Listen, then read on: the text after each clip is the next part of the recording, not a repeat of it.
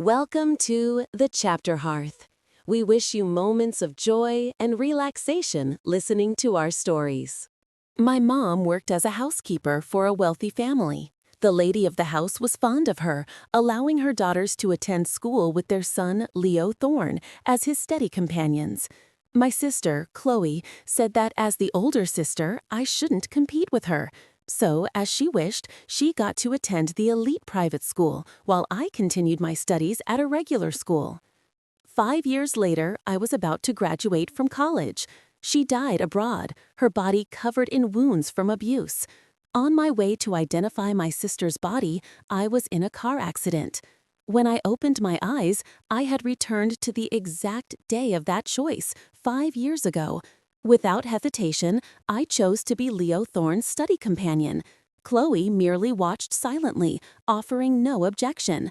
I knew she had also returned. This time, we were switching roles once more. Mom called Chloe and me closer, her face beaming.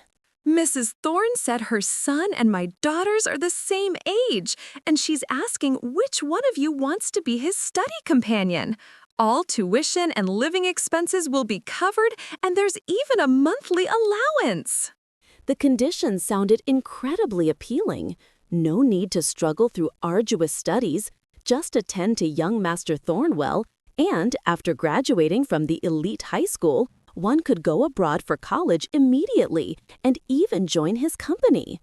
Mom listed all the benefits before finally asking, Alice, Chloe, which one of you wants to go? Chloe suddenly fell silent, which was very unusual. She was the type who loved to play, hated studying, and disliked hardship. Being a study companion to a young master was practically a job tailor-made for her. In my previous life, she couldn't sit still after hearing this, raising her hand and shouting, I'll go. Alice, you're the older sister and so smart. You wouldn't take this opportunity from me, right? Although I also liked the educational environment of the elite school, I knew this opportunity would be better for Chloe. So I smiled and nodded. I won't compete with you. In this life, Chloe kept her head down in silence, so much so that even Mom found it strange. Chloe, what's wrong? I thought you'd jump at this chance. I'm too lazy and can't keep my mouth shut. I'd never make a good companion. You should go, sis. I was certain she had also been reborn. Mom heard her and thought it made sense, then turned to me. Alice, do you want to go? Alice, do you want to go? This time, I'll go. Chloe turned to look at me, a strange light in her eyes. Sis, I knew you cared about me the most.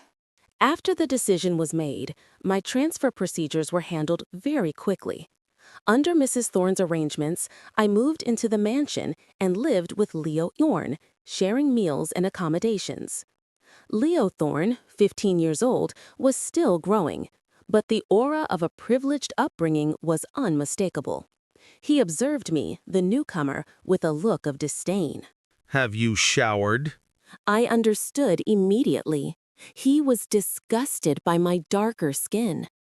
In my previous life, Chloe had also been bullied like this. Such words had deeply hurt her, making her self-conscious about her skin color, and she tried every method to whiten it. That's why in the photos I received later, she looked like a porcelain doll, utterly bloodless. Our neighborhood had a water outage last night, so I haven't showered. That's disgusting! Don't come near me if you haven't showered. Understood. I'll go shower first. I walked past him, following the butler upstairs. The butler couldn't help but advise me. The young master is a bit particular about cleanliness. Please remember to shower daily from now on. I politely thanked him. Thank you, Mr. Davies, for the reminder. I'll remember. The butler left, satisfied. I put my clothes down and went into the bathroom to clean myself thoroughly. That evening, dinner was just Leo Thorne and me. His parents weren't often home, which was why they wanted someone to keep him company. Leo Thorne seemed to find fault with me no matter what, shooting me a glare every time he looked up to eat. I pretended not to notice, eating with gusto, head down. After about an hour, Leo Thorne threw his chopsticks onto the table with a clatter. The butler nearby broke into a sweat, while I continued to eat serenely as usual. This young master had been coddled since birth and had never encountered anyone as thick-skinned as me. He couldn't stand it when his taunts fell on deaf ears. Are you a pig? All you do is eat. I finished my last bite, wiped my mouth with a napkin, and calmly spoke.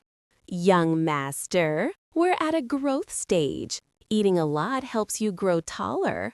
How tall are you now anyway?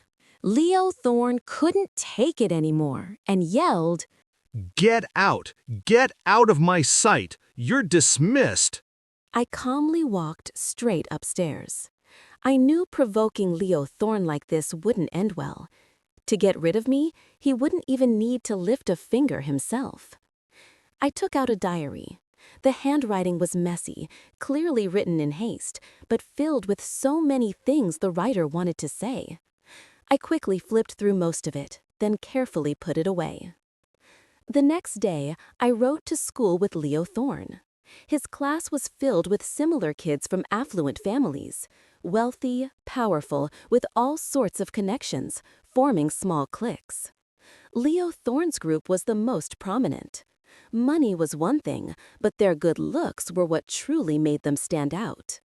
When I stood at the front of the classroom, introduced by the teacher, the room immediately erupted in mocking laughter. Did she just roll in mud? Oh my gosh, she's so provincial. Doesn't she smell? Make sure she doesn't get close to me. Every word reached my ears clearly.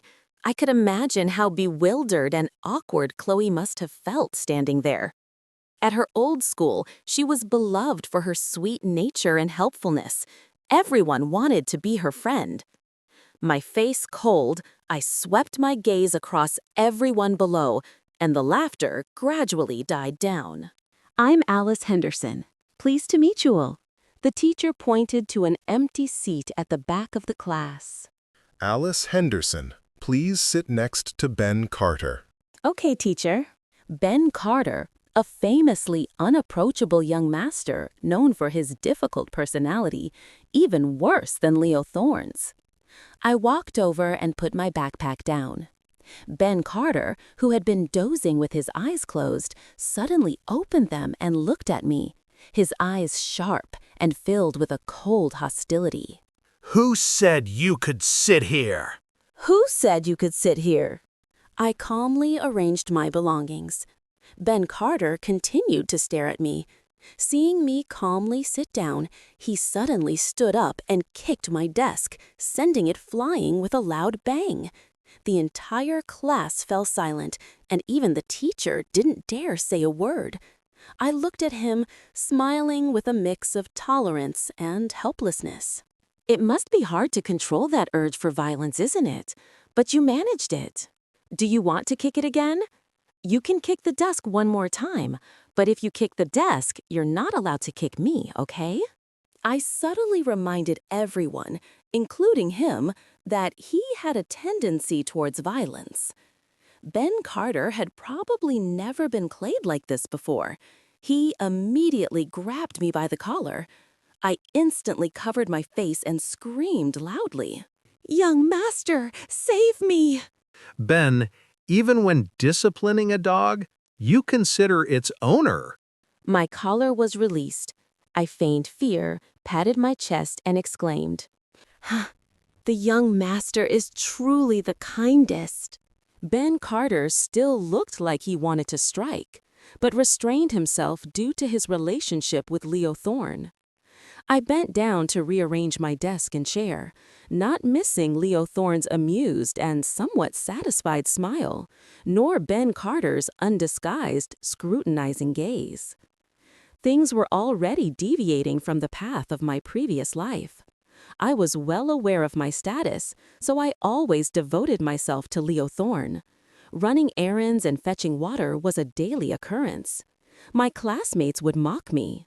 The housekeeper's daughter really knows how to serve people well. I pretended not to hear.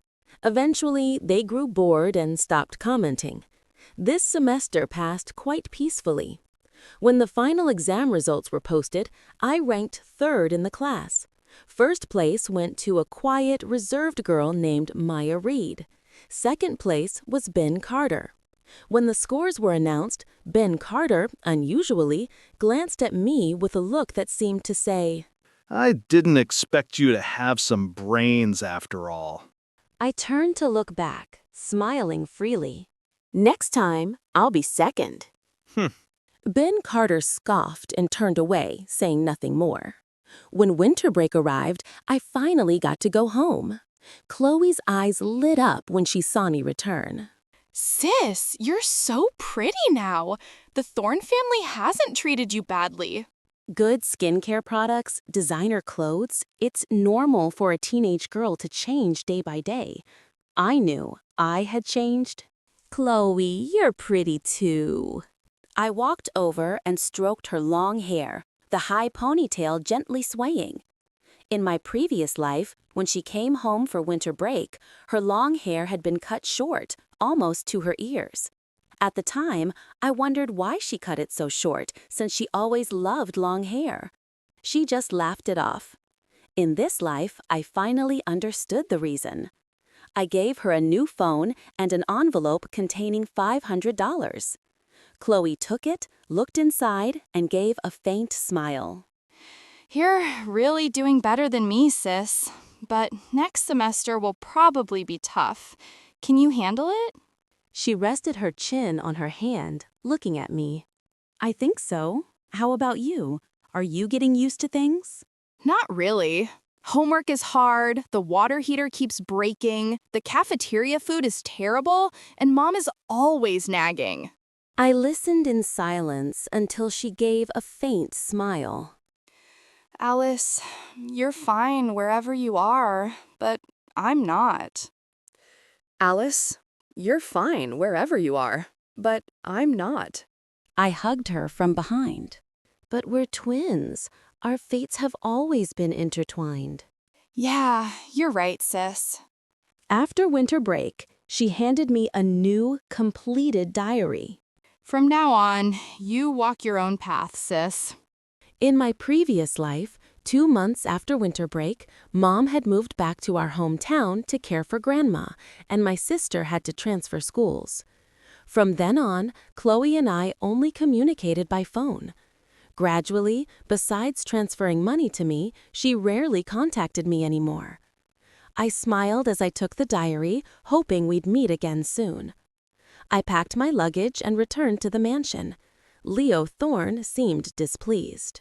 It's not even the start of the semester yet, and you didn't want to come back? It's nothing out of the ordinary. Has the young master been studying diligently? Can you surpass me this semester? The butler, standing nearby, subtly winked at me. Don't provoke him. Don't provoke him. Leo Thorne, cut off by my words, irritably stalked upstairs. I smiled at the butler and then went to my room. Sitting down at my desk, I saw the diary pages stained with tears, with the bolded words, "That day she arrived, and my nightmare began." From that moment, I ceased to be a person. I became a dog, to be used and abused by anyone. Just over 2 weeks after the new semester began, my class welcomed a new transfer student, the girl mentioned in Chloe's diary, Serafina Hayes. Serafina Hayes came from a distinguished background, with a dazzlingly beautiful face and an angelic smile. She was Leo Thorne and Ben Carter's childhood sweetheart. She had moved abroad for school and was now back. Both Leo Thorne and Ben Carter treated her distinctly differently from everyone else. Everyone noticed. Classmates began to whisper about the relationship between the three of them. I vaguely heard snippets, surprised to hear my name mentioned among them. When she first learned I was Leo Thorne's study companion and tutor, Serafina Hayes showed no disgust. On the contrary, she smiled brightly, took my hand, and deliberately spoke for Leo Thorne to hear. Leo is so ill-tempered, Alice. You must have it tough. Leo Thorne not only wasn't angry, but seemed a little flustered. What do you mean, ill-tempered? If you think I am, then don't be friends with me. Serafina Hayes was all too familiar with his sulky, capricious behavior. A few gentle words of persuasion were all it took to calm him. If I hadn't personally witnessed her cold face as she quietly wiped her hand that had just held mine, I might have wondered if Chloe and I had encountered the same person. Luckily, she was indeed the same arrogant and cruel young lady. She hadn't changed one bit. During the school sports festival, I was somehow registered for the 3,000-meter race. I knew immediately someone was playing a trick. The sports coordinator looked at me with smug satisfaction. The list can't be changed. You'll have to practice hard for the next few days. I subtly observed the expressions of my classmates. Some looked slightly worried for me, but most were expressions of eager anticipation for entertainment. In my previous life, Chloe had also been forced to register for this. Back then, she was heavily bullied, dared not resist, and gritted her teeth through the race, only to collapse unconscious on the track. No one took her to the infirmary. Luckily, the school nurse happened to pass by, noticed her, and took her. This time, it was my turn. My only vulnerable spot was Chloe. For everyone else, I treated them with the same detached indifference. Young master! Young master! Young master! I sprang up, calling loudly towards the front of the class where Leo Thorne was sitting. He was talking to Serafina Hayes and turned back irritably. Quiet. What is it? I'm registered for the 3,000-meter race. I can't run that far. I'll probably die if I do. You're the young master. Think of something. I said it without the slightest trace of embarrassment. Both Leo Thorne and Serafina Hayes froze. In the end, I didn't have to run the 3,000 meters, simply because Leo Thorne said, If she doesn't want to run, then she doesn't run. The sports coordinator immediately crossed my name off the list. Ben Carter, sitting next to me, sneered coldly. Bookworm. So what if I'm a bookworm? Are you going to hit me? Why would I hit you? Just drop it. Just drop it. Ben Carter gritted his teeth in anger, flipping his book pages with a furious rustle. I knew Serafina Hayes was looking this way, but I pretended not to notice. In the days that followed, my life became much more lively. Once, I went to the restroom and someone splashed water on me. I returned to class soaking wet. I stood directly in front of Leo Thorne. Young master, someone's hitting your dog without respecting its owner. Leo Thorne nearly choked on his water, and everyone in class had a different expression, probably shocked by my audacity. After that, no one dared to splash water on me anymore, but they started putting dead mice in my desk. I picked up the mouse by its tail and walked up to Leo Thorne. Young master, someone's disrespecting the owner again by hurting your dog. Get that away from me! Leo Thorne looked at the bloody, mangled dead mouse and nearly vomited. I feigned sadness, took the mouse back to my seat, and offered it to Ben Carter. Mr. Carter, if you accept this mouse, we can immediately sign a contract of ownership. Ben Carter's face turned ashen, but he actually seemed to be considering it. Leo Thorne, having just regained his composure, irritably said, I told you to throw that mouse away and come back here. From that day on, no one dared to put dead mice in my desk anymore.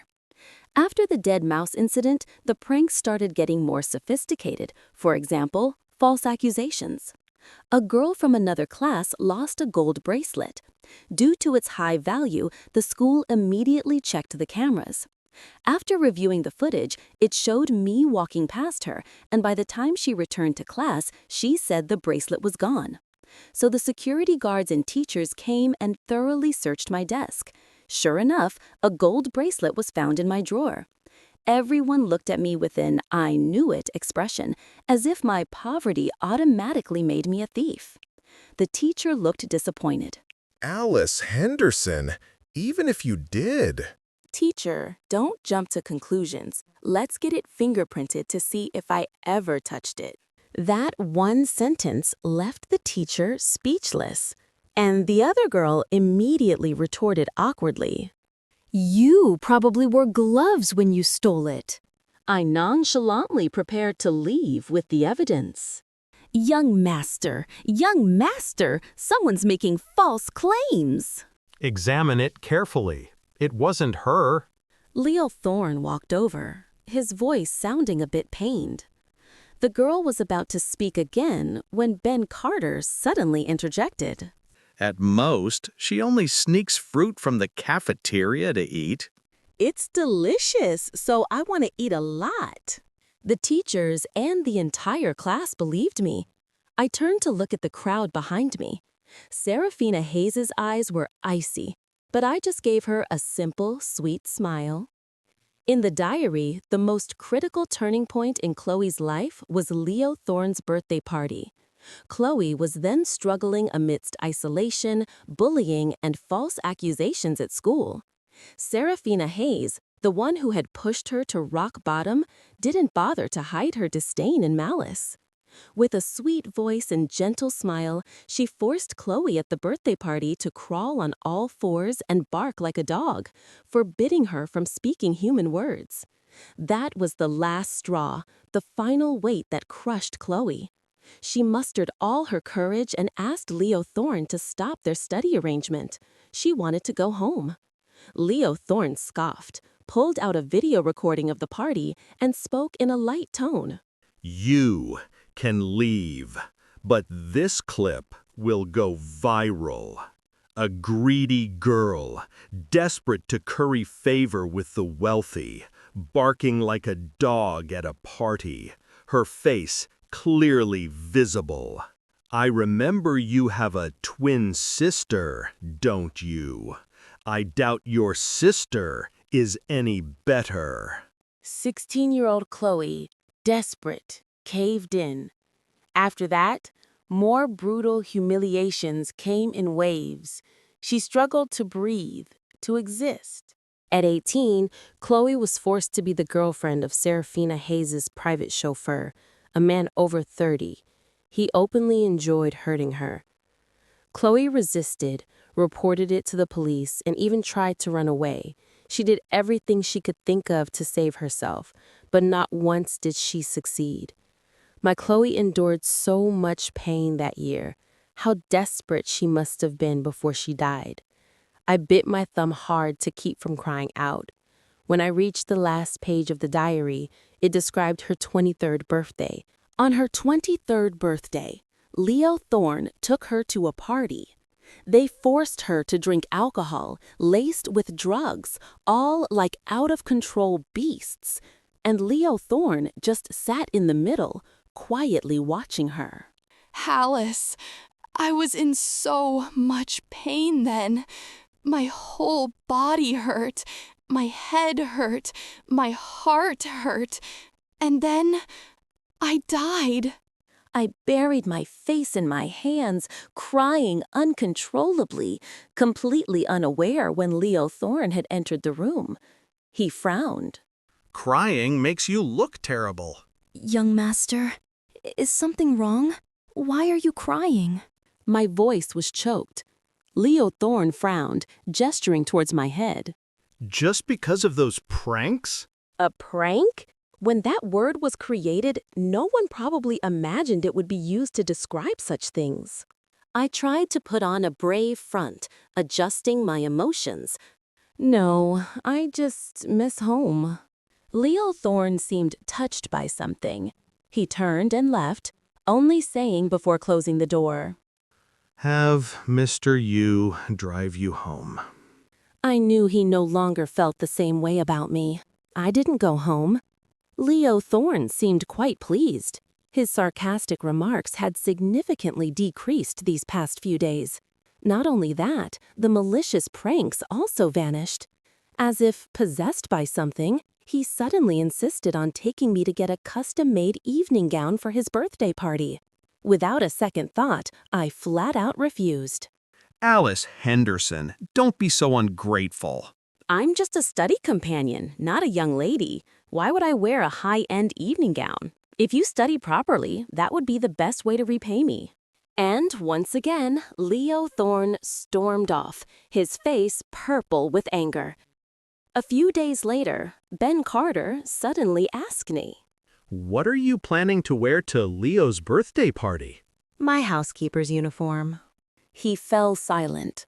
The next day, he brought a bag containing a high-end designer dress I recognized.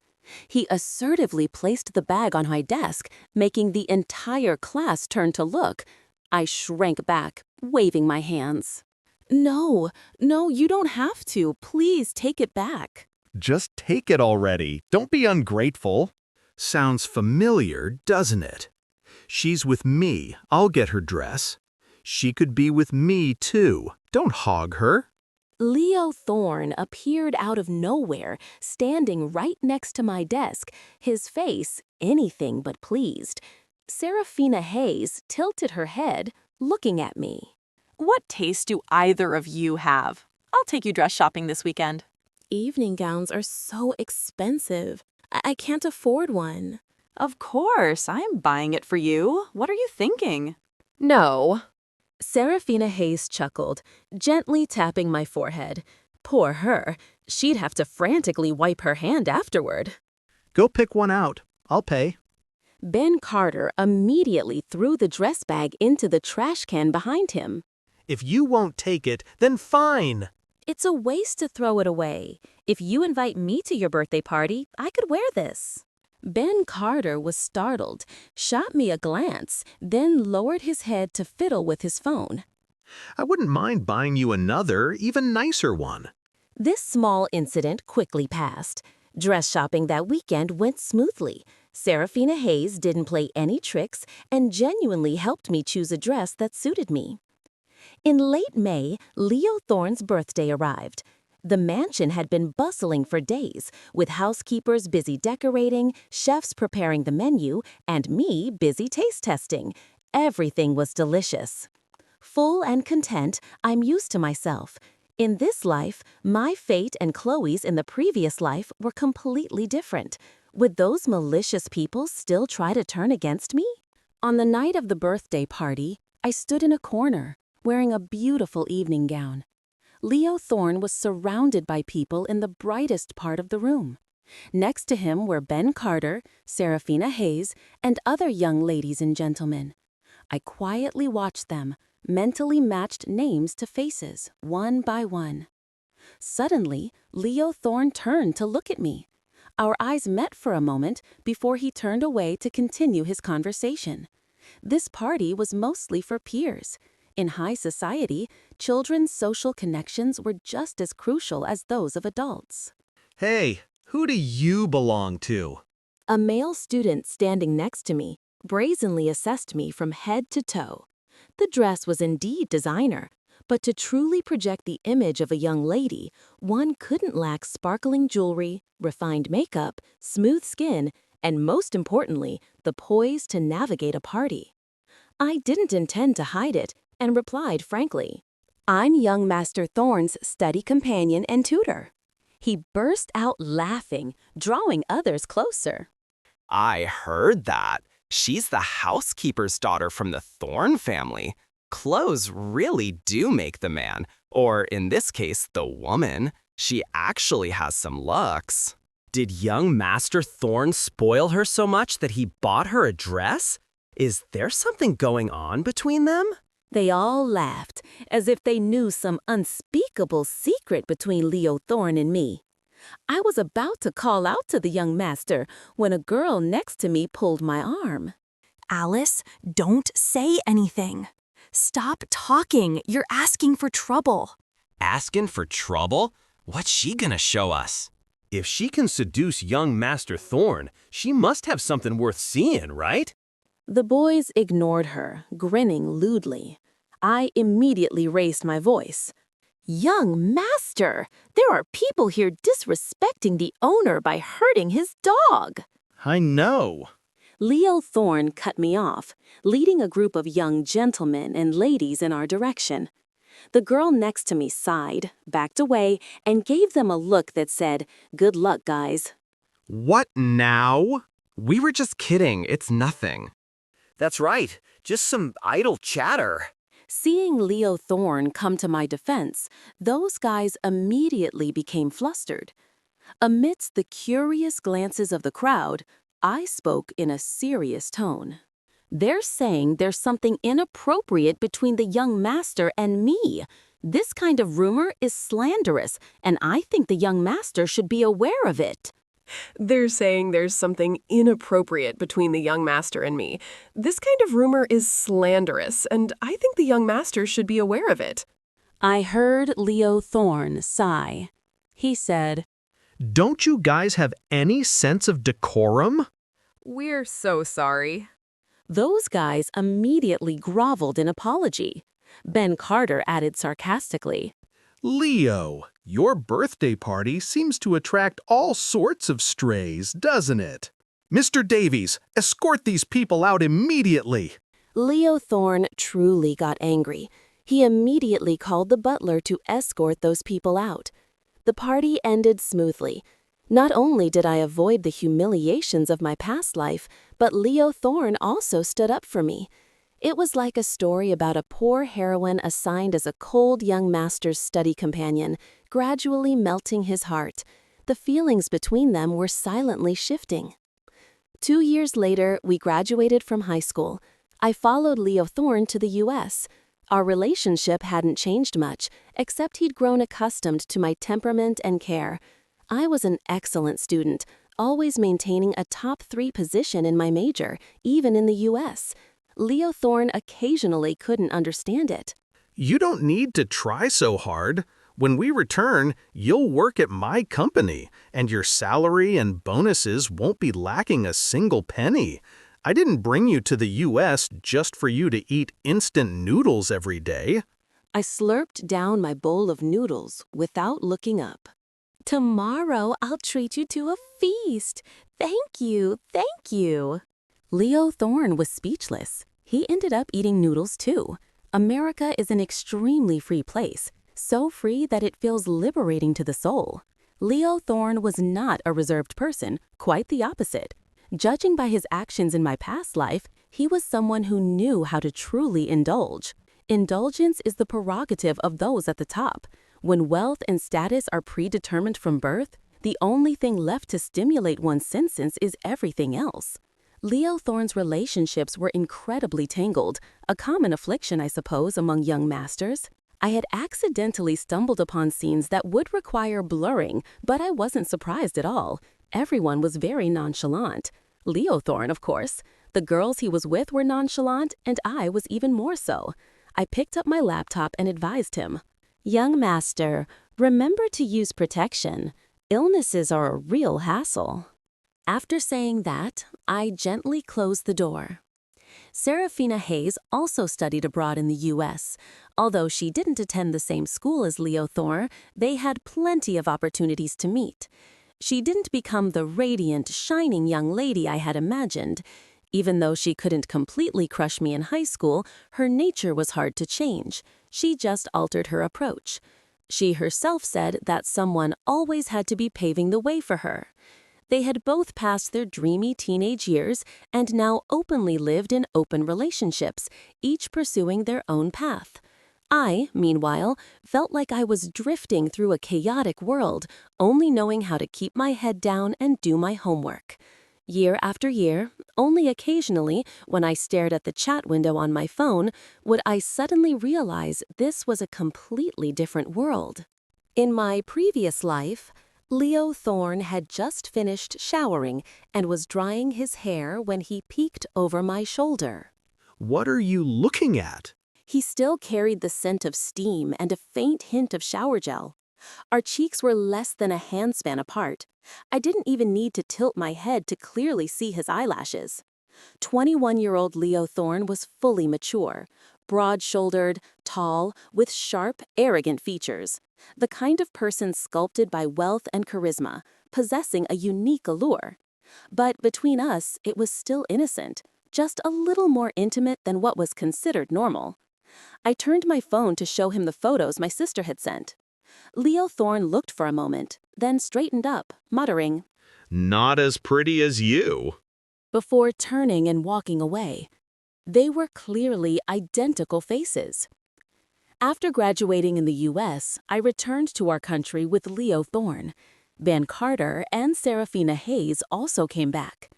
The once playboy young master had now transformed into a talented young entrepreneur, confidently navigating the business world, wineglass in hand.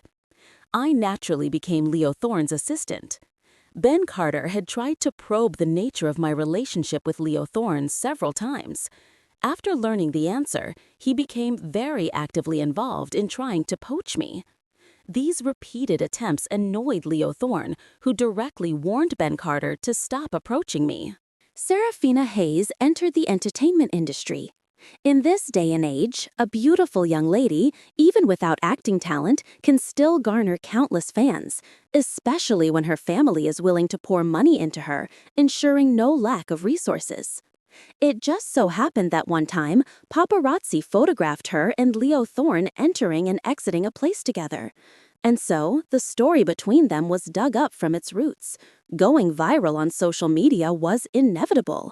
Phrases like childhood sweethearts, golden couple, match made in heaven, and my OTP is real all appeared. Leo Thorne, hounded by the paparazzi, immediately called Serafina Hayes and had a huge fight. After all, they both lived for themselves. Fighting was an everyday occurrence for them. After hanging up, Leo Thorne said in a low voice, "Alice, cancel tomorrow's schedule." "Yes, Mr. Thorne." Lately, Leo Thorne had indeed been under a lot of pressure. Stepping into the company, the challenges he faced were vastly different from his school days. He leaned back on the sofa, his fatigue like a layer of bone covering his face. "Go to the Elite Gala." The name, the Elite Gala, alone suggested a global party, a search for pleasure, a luxurious escape for the elite. I looked at the clock. It was 11:30 p.m. Without another word, I said, "Yes, I'll get the car." Just as I was about to leave, Leo Thorne grabbed my wrist. I lost my balance and fell straight into him. "Young master!" "Alice, do you have any idea how long I've been holding back?" Leo Thorne held me tight, sighing helplessly. My eyes wide, I innocently and seriously asked, "Holding back what? Are you in pain somewhere?" Countless words caught in his throat. Finally, he just gave a wry smile and released me. "You're too pure. I couldn't bring myself to break that." "That's right, I shower every day."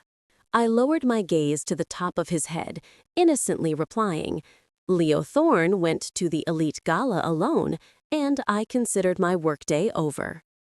When I got home, a nightlight was still on in the living room. I pushed open the living room door. Chloe was indeed still awake. She was wearing headphones, completely immersed in her own world. Her waist-length hair was still dripping, indicating she had just showered and hadn't dried it properly. The floor was covered with manuscripts. She was typing something on a device resembling an electronic piano, her expression utterly focused, completely unaware of anyone else in the room. I didn't disturb her, quietly withdrew, and returned to my own room. Sitting down at my desk, I continued to examine the 2 remaining documents. I knew clearly that these 2 aspects had no common ground with the Thorne Group's system. To achieve my goals, I absolutely had to leverage others. Leo Thorne was of marriageable age, and the Hayes and Thorne families had always been implicitly destined for an arranged marriage. Leo's parents urged him to quickly get engaged to Serafina Hayes, but Leo Thorne seemed to be entering a rebellious phase. He acted as if he didn't hear them. When pushed too hard, his face would turn cold and he'd slam the door and leave. While working, I occasionally looked up, catching his eyes on me, his expression complex and hard to read. The Hayes family's influence had been declining lately, making them even more eager to secure this marriage alliance. Serafina Hayes visited Leo Thorne more and more frequently, and even proactively leaked news to the media that they were about to get engaged to create media buzz. Leo Thorne, pressured both internally and externally, became increasingly ill-tempered, making the atmosphere in the company tense and stifling.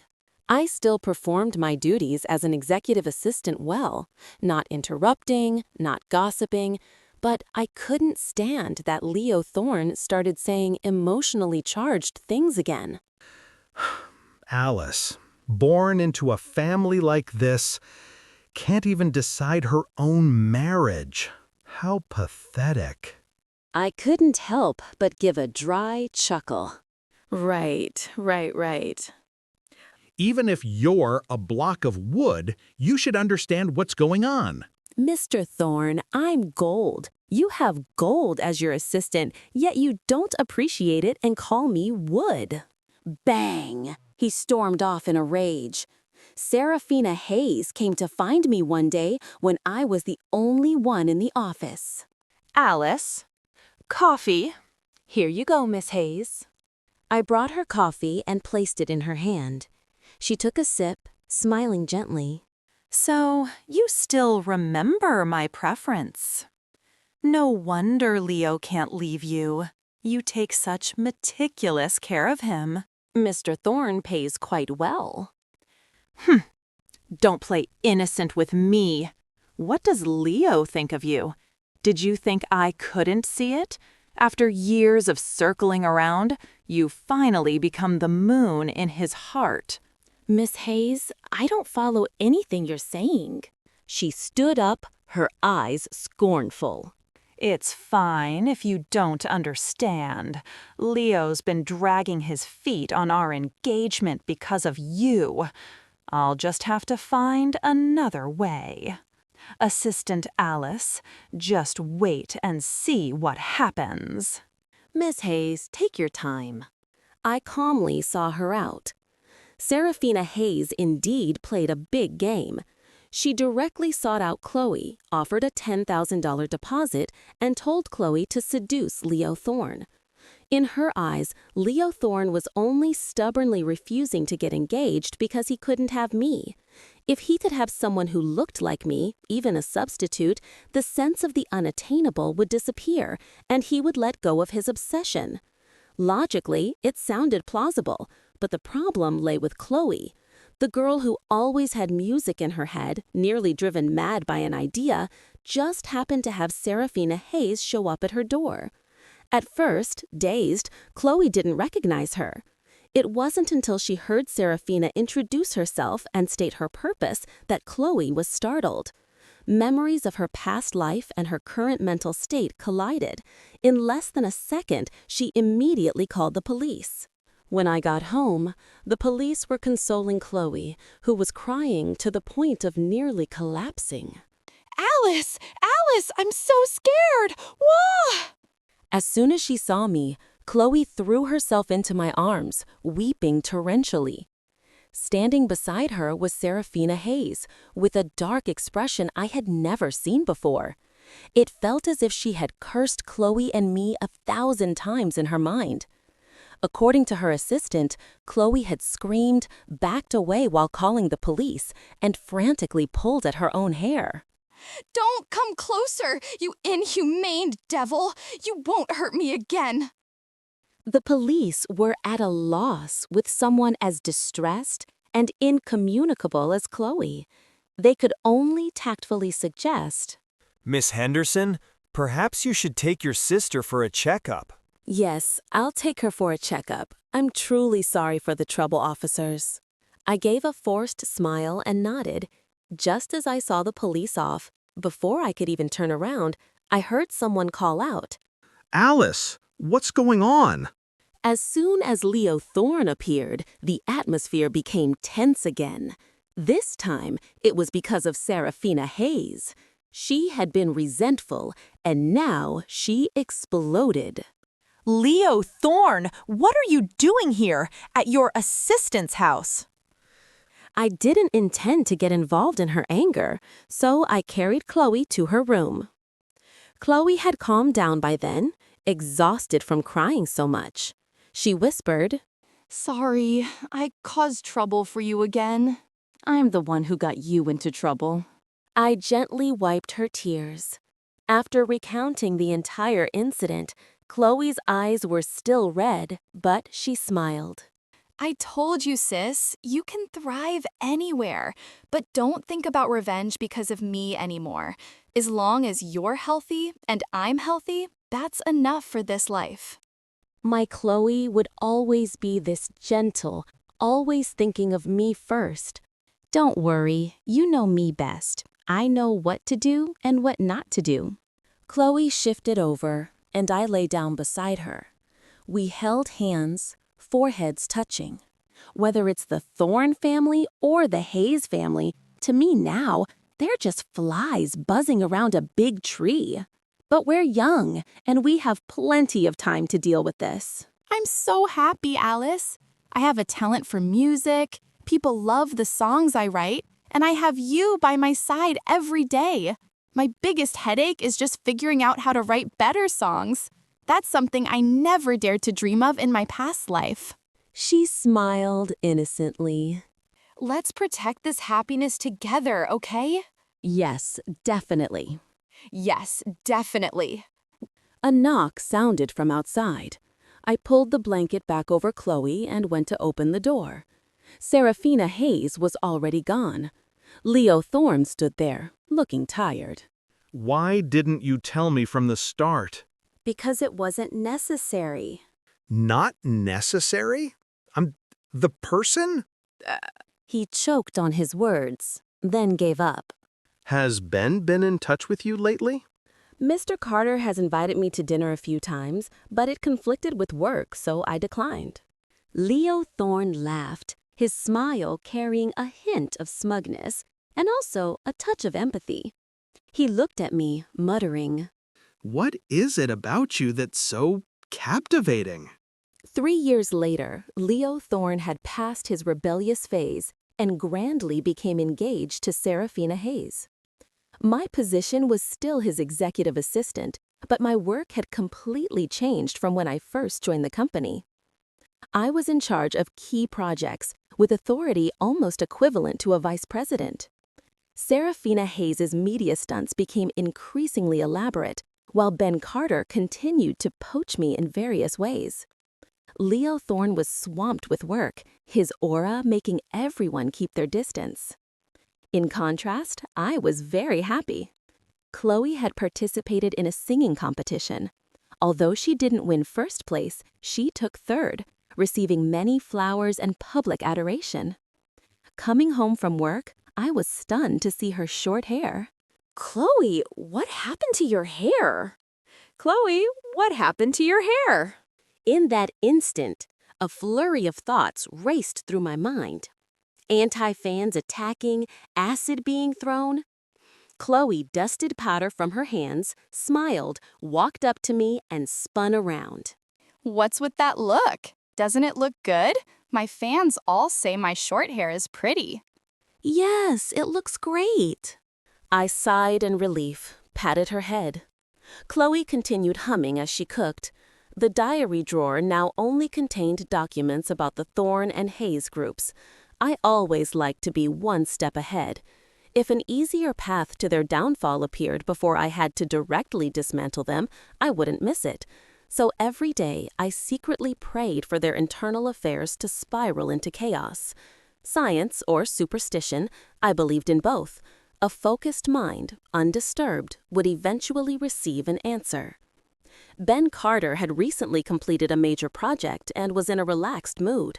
When he was idle, he liked to stir up trouble, even brazenly driving to the front of the company to pick me up, saying he wanted to invite me to dinner. This news reached Leo Thorne the next day. He immediately instructed security to block Ben Carter's license plate. Time flowed like water. When I was 28, Leo Thorne and Serafina Hayes married, trending on social media in real time. 2 months later, I proactively resigned due to a non-compete clause in my contract, temporarily becoming unemployed. Chloe seemed to have anticipated this. She pulled out a bank card, proudly offering it to me. Spend as much as you like. Alice sounds appreciative. I didn't stand on ceremony and took it immediately. Leo Thorne probably thought I left because I was hurt. He drove over, clearly drunk, to find me several times, but each time I was as cold as a block of wood. See him out. During my 2 years at home, I didn't waste any time. The relationships I had built within the Thorne group didn't vanish with my resignation. I also kept track of Serafina Hayes' every move. When I was 30, Chloe released a song commemorating her 30th birthday. I put on my business suit again and entered the Carter Group building. The sky turned gloomy, thick clouds but no rain. Your umbrella appeared before me. I looked up and saw a face strikingly similar to mine.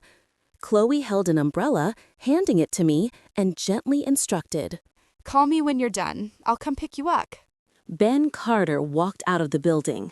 The moment he saw my sister and me, he froze. Chloe leaned in and whispered in my ear.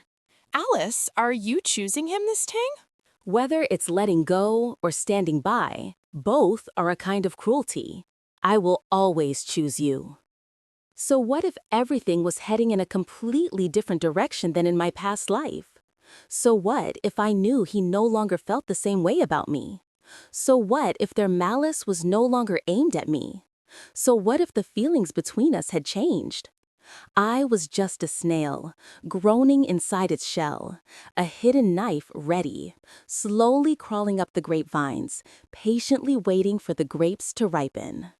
This is the end of the story. Thank you for listening to the Chapter Hearth. Please support us with a like and a subscribe, and turn on notifications so you don't miss our latest exciting stories.